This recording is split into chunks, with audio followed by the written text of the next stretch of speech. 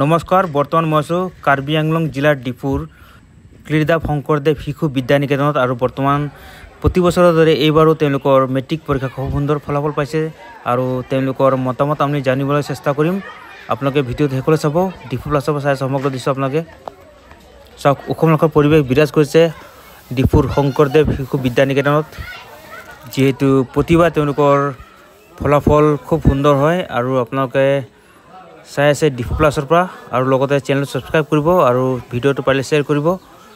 চাওক বৰ্তমান ইয়াত সুন্দৰ এটা পৰিৱেশ দেখুৱাইছোঁ, লগতে আপোনালোকে চাব। এতিয়া মই আপোনালোকক দেখুৱাম তেওঁলোকৰ ভাষ্য।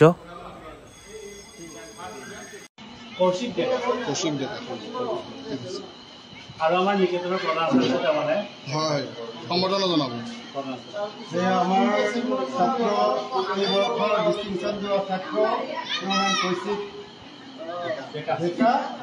এই আমাৰ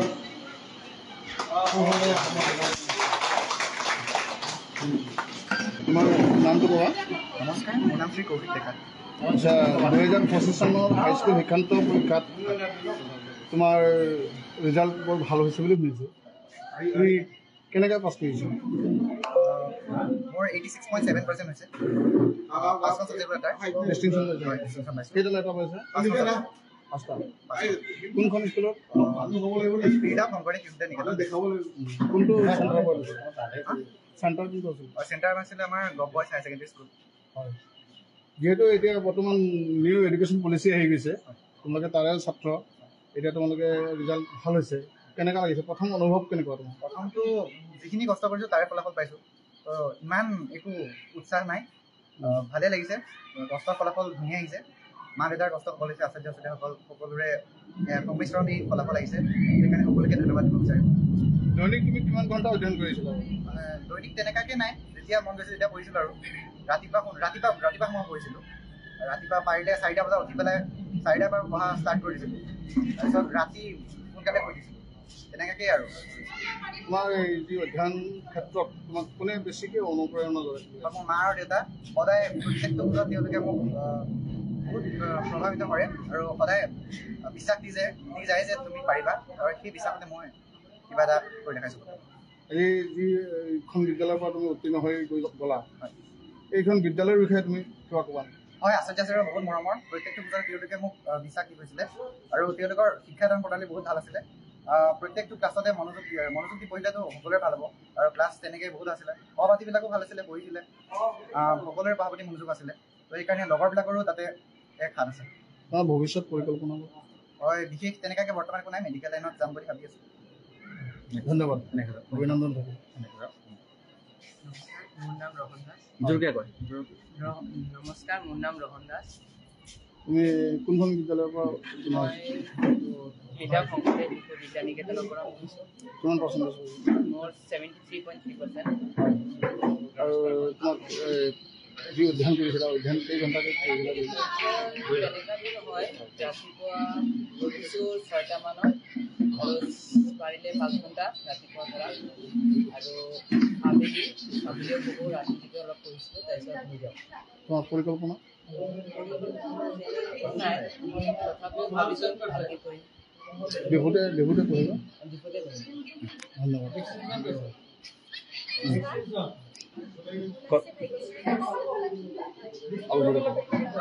অলপ জোৰে ক'বা। নমস্কাৰ, মোৰ নাম শ্ৰী ভাগ্যশ্ৰী দাস। মই এইবাৰ ফাৰ্ষ্ট ডিভিজন লৈ কিনে পাছ হৈছোঁ। তুমি ভাবিছিলা নেকি ফাৰ্ষ্ট ডিভিজন পাবা নে তাতকৈ ওপৰত ভাবিছিলা? মই ইমান আশা কৰা নাছিলোঁ, যিহেতু মোৰ অলপমান বেমাৰ আছিলে, পঢ়াটো ইমান এটা অলপ কষ্ট পাইছোঁ, কিন্তু হয় ফাৰ্ষ্ট ডিভিজন পাই ভাল লাগিছে। তোমাৰ বিদ্যালয়ৰ প্ৰতিজন আচাৰ্য তুমি কি বুলি ক'বা এই বিষয়ে তোমাৰ পঢ়াৰ ক্ষেত্ৰত? মোৰ বিদ্যালয়ৰ প্ৰতিজন আচাৰ্যকে মই বহুত ধন্যবাদ দিছোঁ, কাৰণ তেওঁলোকে মোক বহুত সহায় কৰিছে, লগতে তেওঁলোকৰ আশীৰ্বাদ আছে আৰু বহুত ভালকৈ পঢ়াইছে স্কুলত। তেনেকৈ তোমাৰ পৰিকল্পনা? তেনেকৈ বিশেষ একো নাই, ছায়েন্সত ল'ম আৰু মেডিকেল লাইনত। ধন্যবাদ, অভিনন্দন। তোমাৰ নামটো ক'বা? মোৰ নাম শ্ৰীমতী মই এইবাৰ মেট্ৰিকত ফাৰ্ষ্ট ডিভিজন লৈ পাছ কৰিছোঁ। পৰিকল্পনা কি তোমাৰ? পৰিকল্পনা মানে ছায়েন্সত লৈ মেডিকেল লাইনত।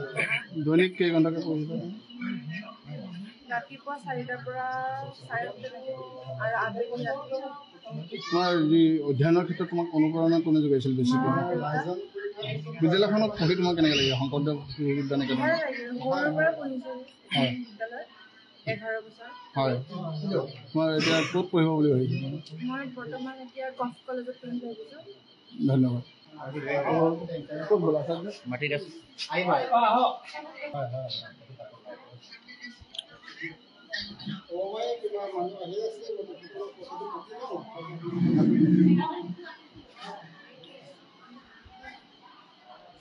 আচ্ছা আপোনাক প্ৰথমতে অভিনন্দন জনালোঁ নমস্কাৰ জনালোঁ এইটো ক্ৰীড়া শংকৰদেৱ শিশু বিদ্যা নিকেতনৰ প্ৰতিটো বছৰতে ভাল ফলাফল কৰে হয় হয় গতিকে এই বছৰ আপোনালোকৰ কেনেকুৱা হ'ল কি আছিলে কি কথা এই বৰ্ষৰ আমাৰ যিধৰণে আমি ভাবিছিলোঁ ঠিক একেই ৰেজাল্টে আহিছে আমাৰ নিকেতনৰ ফালৰ পৰা বা সৰু সৰু ল'ৰা ছোৱালী অৱতীৰ্ণ কৰিছিল আমাৰ 22জন ছাত্ৰ ছাত্ৰী তাৰে ফলাফল সুন্দৰ ফলাফলো দেখুৱাইছে 22জনে 12জনে উত্তীৰ্ণ হৈছে আৰু তাৰে 14জন ফাৰ্ষ্ট ডিভিজন গৈছে আৰু ছেকেণ্ড ডিভিজন 6জন গৈছে আৰু থাৰ্ড 2জন গৈছে তাৰে ডিষ্টিংশ্যন এজন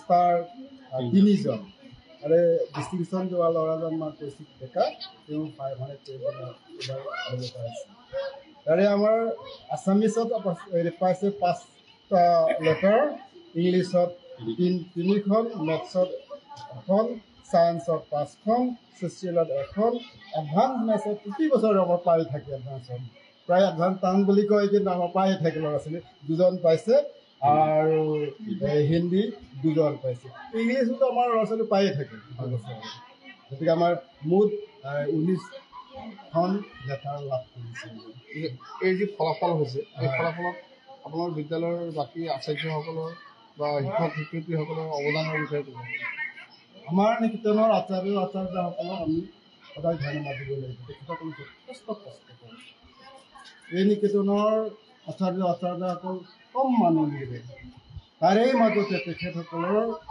অশেষ কষ্ট কৰি ল'ৰা ছোৱালীৰ লগত লাগি থাকে যাৰ ফলত আজি এই ফলাফলখিনি আমি লাভ কৰিব পাৰিছোঁ আৰু আপোনাৰ অনুভৱটো কওকচোন মোৰ অনুভৱ খুব ভাল লাগিছে আৰু প্ৰতি বছৰে আমাৰ ফলাফল সুন্দৰ ফলাফল আমি পাওঁ আমি যি ধৰণৰ কষ্ট কৰোঁ যি সামান্যতম মাননীৰে আমি যিখিনি কষ্ট কৰোঁ সেই কষ্টৰ আমাৰ ফলাফলটোৱে আমাক আনন্দিত ৰাখে আচ্ছা যি নতুন শিক্ষা পলিচি যিটো ওলাইছে ইয়াত কিবা ক'ব নেকি আপুনি কিবা প্ৰভাৱ পৰিছে নেকি তেনেকৈ আমি নতুন শিক্ষাৰ প্ৰভাৱ পৰা নাই বুলি আমি ধৰি লৈছোঁ কাৰণ আমাৰ টিচাৰসকলেও অধ্যয়ন কৰে চেষ্টা কৰে আৰু নতুন নতুন পদ্ধতিবিলাকনো কি কেনেকুৱা ধৰণৰ ল'ৰা ছোৱালীক জ্ঞান দিব লাগে সেইখিনি আমাৰ আচাৰ্যসকলে অধ্যয়ন কৰে যাৰ ফলত আমি নৰ্মেলভাৱে আমি পাইছোঁ সেইখিনি